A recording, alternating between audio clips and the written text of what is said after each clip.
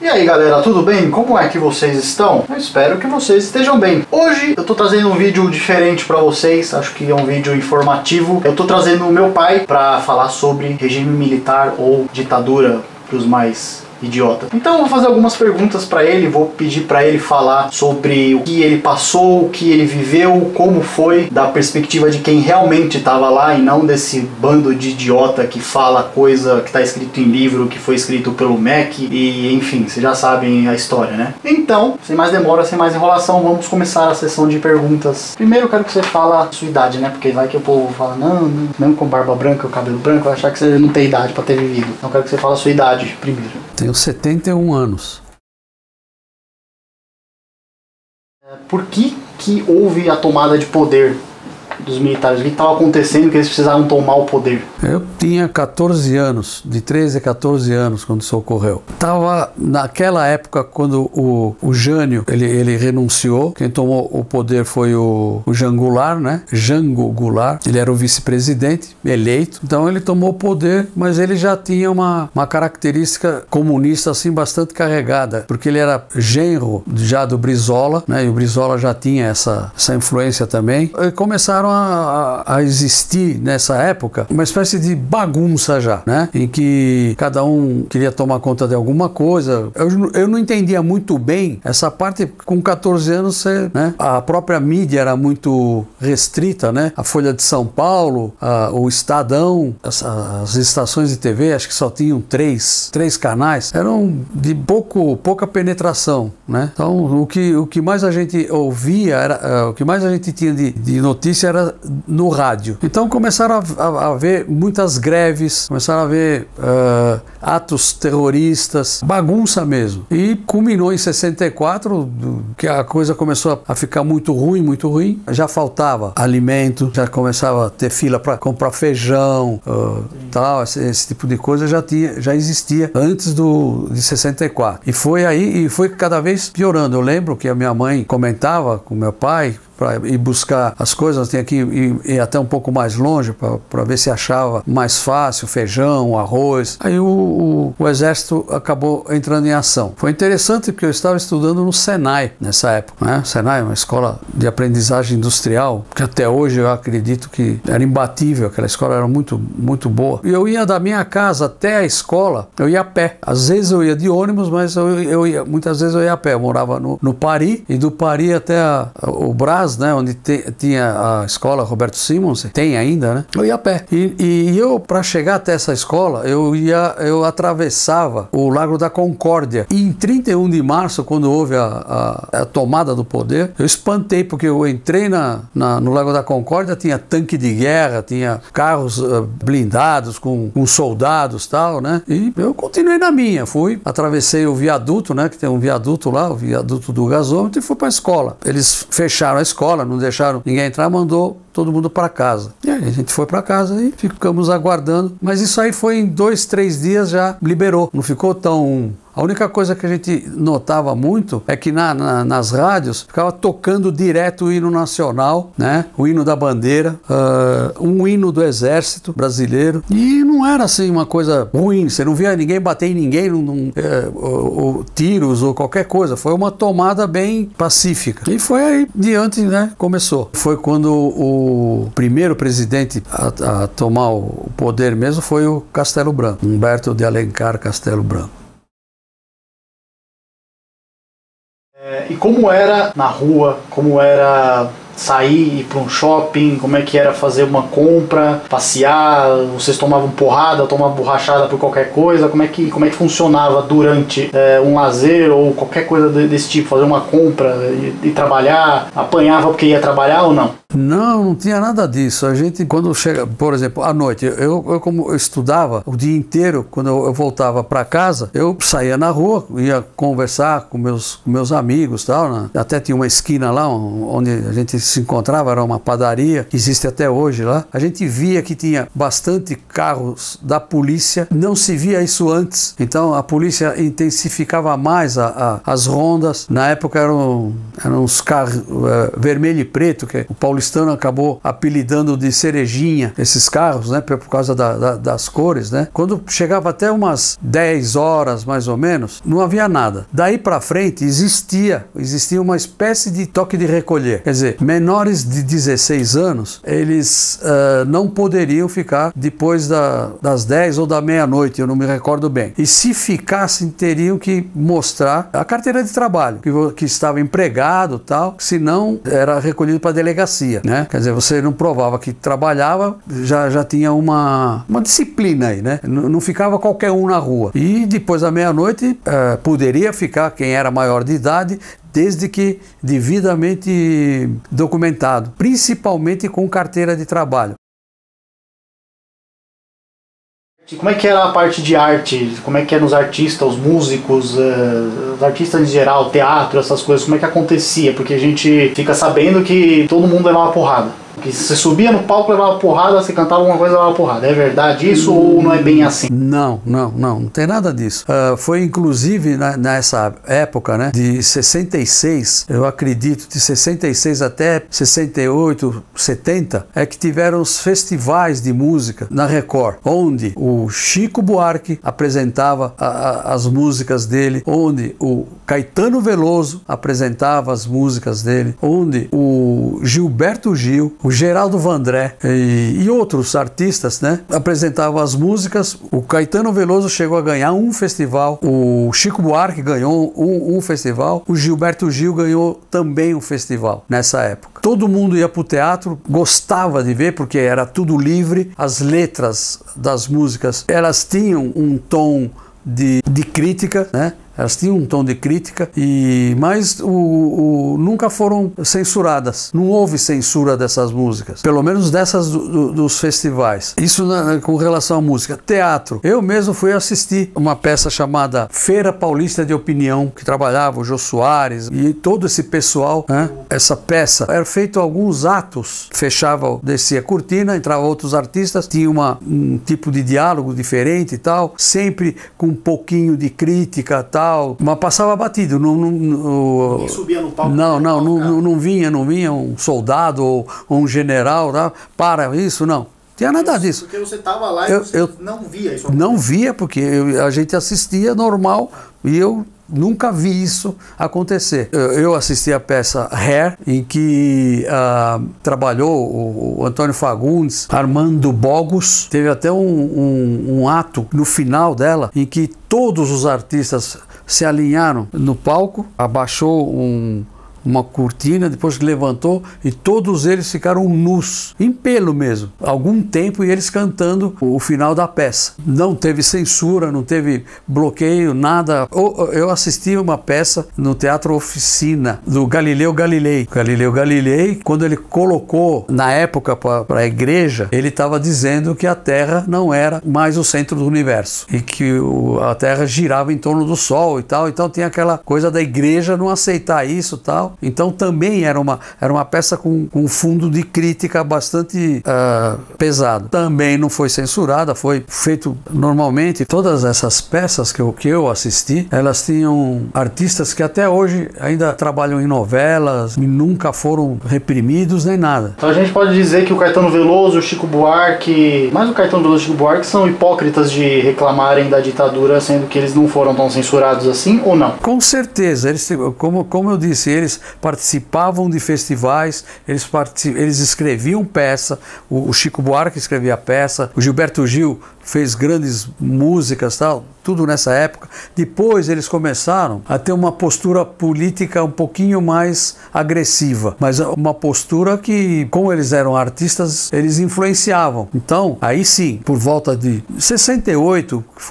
68 foi que aí houve mesmo um embate maior entre os comunistas, né, que faziam terrorismo, né, com a estabilidade que existia. Existia uma estabilidade ótima, e além disso, além dos festivais, das peças de teatro. Também existia já naquela época as mostras de arte plástica nas bienais no Ibirapuera, e onde o artista expressava o que ele queria. O exército não ia lá e tirava a obra do cara, da mostra, nem nada. Ficava exposto, e normalmente essa bienal ela durava assim coisa de 30 dias, o período, né, de mostra. Então também houve toda essa manifestação dentro das artes plásticas e não havia repressão em cima desses artistas.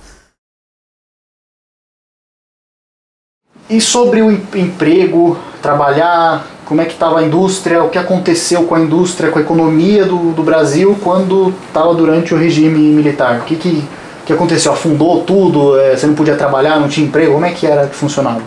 Muito pelo contrário, a oferta de emprego era muito maior, a estabilidade no emprego era grande porque existia falta de mão de obra, né? Existia oferta de trabalho e faltava mão de obra, então o profissional era valorizado. Então a indústria cresceu muito. Inclusive nessa época foi fundada a Embraer, cujo presidente dela era um militar, ele era um engenheiro formado no ITA, o Osiris Silva, que deu um impulso muito grande na administração dessa empresa, que começou a exportar aviões e tal. A empresa que eu trabalhava, ela acabou crescendo mais ainda, porque as encomendas que a Embraer começou a receber eram tão grandes que dentro da própria empresa eles não tinham como fabricar determinados componentes em tempo hábil. Então eles contratavam empresas paralelas para fornecerem serviços para eles, né? E a empresa que eu trabalhei nessa época acabou crescendo quase 50% por causa dessa investida que a Embraer deu na época. Nós tivemos que comprar máquinas, ferramentas, dispositivos, instrumentos e principalmente a gente acabou abrindo um número de vagas para profissionais, né, industriais de 40 a 50 pessoas. A empresa tinha na época 200 funcionários. A empresa começou a faturar muito, tal. A Embraer era uma empresa que pagava rigorosamente em dia, não existia esse sistema corrupto de você ganhar a concorrência pagando por fora, tal. A nossa empresa foi sempre muito limpa nisso e a Embraer mesmo não aceitava esse tipo de... Caixa 2, propina...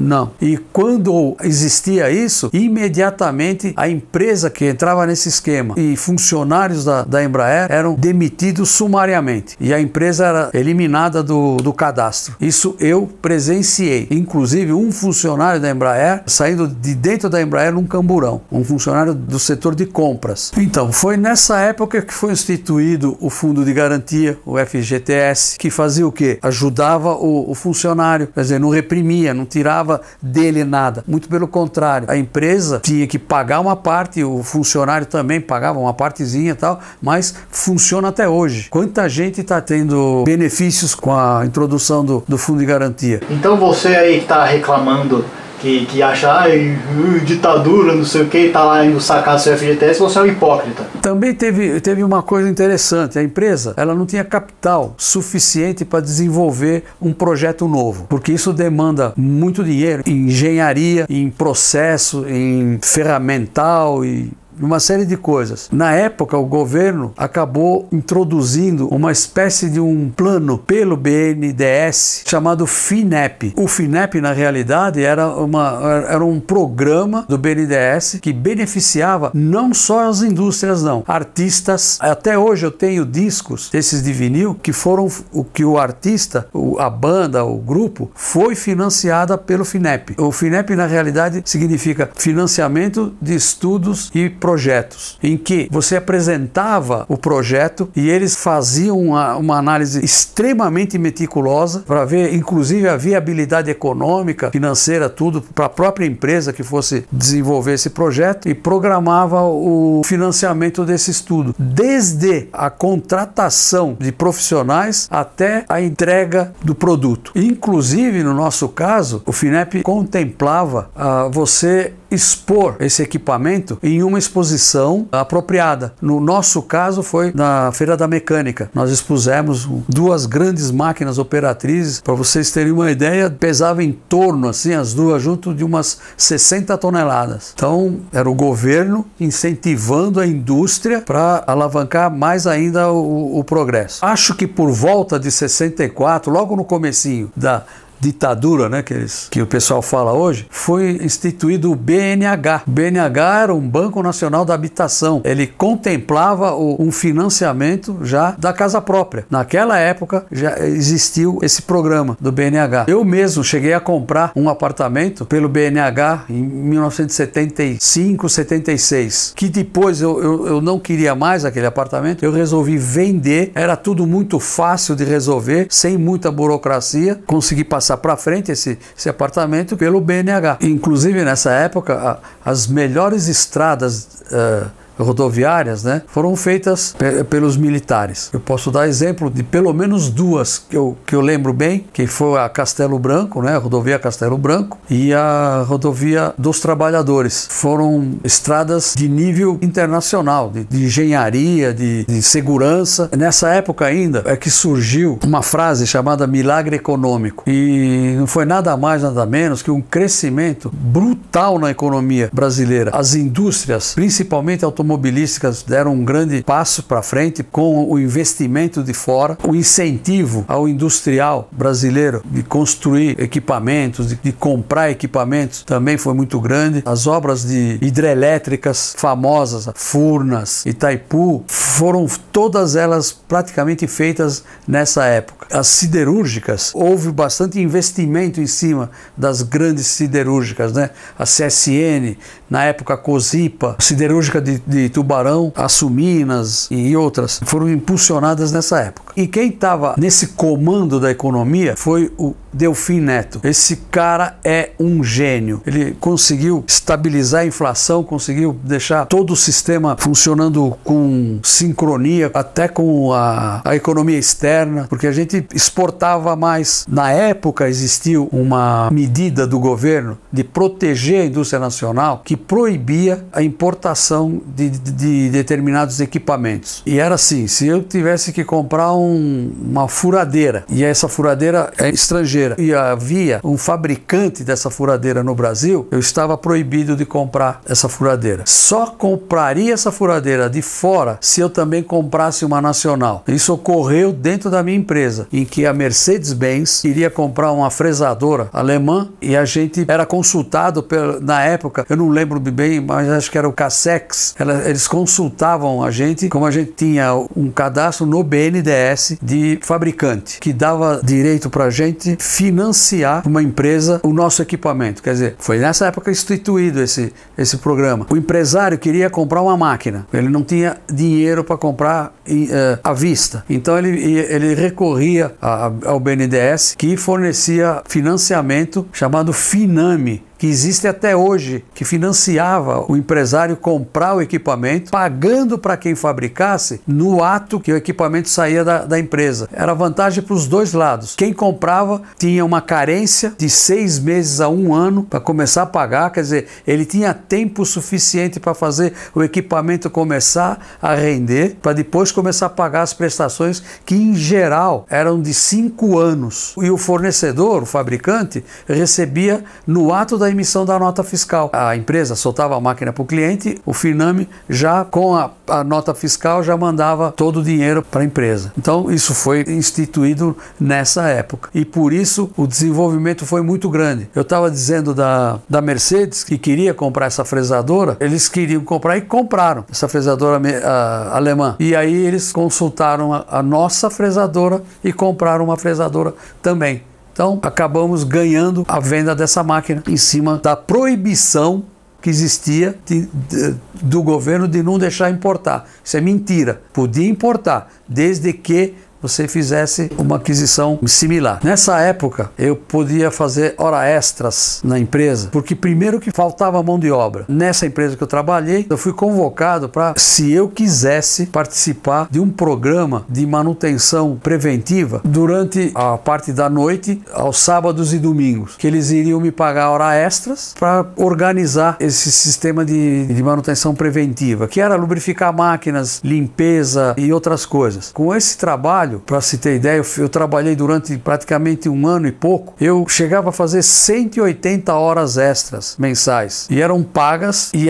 essas horas eram incluídas nas férias, para poder ser remunerado também nas férias. Era muito útil para mim, e com isso eu consegui comprar um terreno, fazer a minha casa e ajudar a fazer a casa dos meus outros 2 irmãos, com esse trabalho que eu tive de hora extra, que o sindicato pouco atuava, não proibia nada, não podia proibir. O sindicato era apenas uma instituição para se fazer corte de cabelo, consulta médica e alguns programas de passeio para um grupo de pessoas. Basicamente esse é o papel do sindicato. As greves eram muito raras. A gente negociava quase que diretamente o aumento. Nessa época foi instituído comissão de fábrica. Foi nessa época, mais tarde, de uma época para cá, é que começou a ter uma atividade mais política dentro da empresa do que propriamente uma atividade de segurança. Então, isso aí, de um tempo para cá, é que começou